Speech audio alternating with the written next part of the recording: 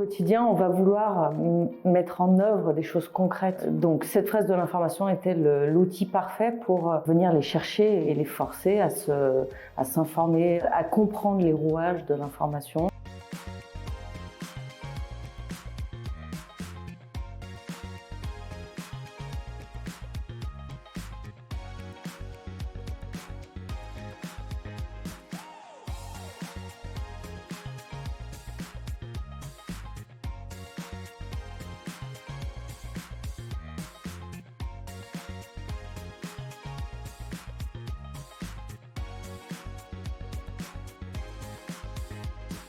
Au quotidien, à travers notre formation et l'ensemble des modules dispensés, on cherche à les sensibiliser à l'information.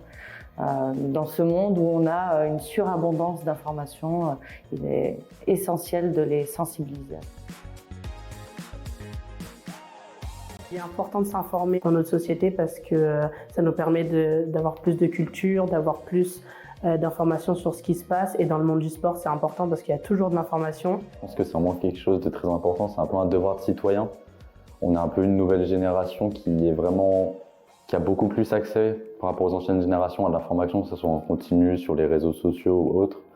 Et je pense qu'en tant qu'étudiant, pouvoir être à l'affût de l'information et de pouvoir bien la traiter, c'est très important. Pour moi, déjà, bien s'informer, c'est important parce que du coup, ça permet de partager avec les autres et ça permet d'avoir une interaction sociale, quoi. Parce que si on ne s'informe pas, on ne peut pas parler de sujets d'actualité ou sujets spéciaux avec le monde qui nous entoure. Bien s'informer, donc ça sert à communiquer donc, avec d'autres personnes et ça permet de ne pas se renfermer dans notre bulle et de découvrir un peu tout le monde autour de nous. Nous formons nos jeunes à une formation en sport business management, mais pas que. Il faut qu'ils s'ouvrent l'esprit. Ce sont nos étudiants de première année bachelor, donc qui viennent tout juste de sortir du bac finalement. Et c'est un choix qui est évidemment pertinent parce qu'ils sont encore jeunes, tendres, parfois naïfs. Et ces thématiques-là, c'est maintenant qu'il faut qu'ils les aient. Je trouve que c'est quelque chose de ludique et qui permet de vraiment comprendre tout le cheminement d'une information. C'est très ludique, c'est très simple de pouvoir du coup bien cibler le cheminement direct du fait jusqu'à venir à nous et à comment du coup cette information elle se construit, elle se déforme même parfois. Et j'ai trouvé ça très intéressant de pouvoir justement reparler de tout ce qui pouvait être lié à la désinformation aujourd'hui ou à la surinformation auquel on est exposé. Honnêtement, je trouve ça super intéressant parce que ça permet du coup de bien se renseigner sur l'information.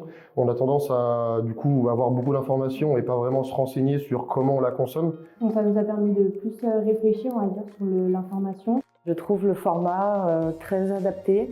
Ce mode débat en petits groupes leur permet de développer leur esprit critique, de défendre leur point de vue. Si on s'informe toujours de la même manière, on a tendance à rester fermé dans nos opinions et dans nos avis, alors que du coup là, ça nous permet de comprendre qu'il y a différentes opinions, différentes manières de s'informer, et donc c'est une super manière de s'ouvrir aux autres. Ça nous a permis donc de plus échanger et échanger les points de vue aussi, les opinions. Donc quand on les fait en groupe, c'est une bonne initiative, même si on est un peu timide ou comme ça. Donc franchement, il faut y aller. Même si on est déjà au courant des dangers de la désinformation ou encore du cheminement d'une information, c'est toujours important de se le remettre en tête et d'être vigilant. Et du coup, je trouve que c'est une bonne manière de se remettre ça en tête et de garder notre esprit critique. Moi, totalement. Je trouve que c'est vraiment un bon moyen de pouvoir continuer à quand même encore se re-questionner sur des sujets que même si on connaît concrètement les tenants et les aboutissants, qu'il y a des fake news, qu'il y a de la désinformation, qu'il y a beaucoup de choses qui sont mauvaises dans cette information qu'on a en continu toute la journée, que concrètement on peut savoir l'appréhender nous-mêmes, apprendre à bien faire en sorte de la gérer pour que ça devienne quand même quelque chose de positif.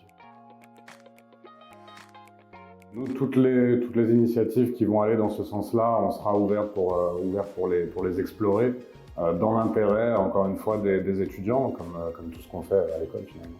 Je pense que c'est nécessaire pour tout établissement qui prétend en tout cas faire son boulot de la bonne manière. C'est un enjeu qui est indiscutable aujourd'hui, donc il faut évidemment mettre en place le maximum d'opérations qui vont dans ce sens-là. Pour moi, c'est un point qu'il faut développer et amener à l'ensemble du public du supérieur.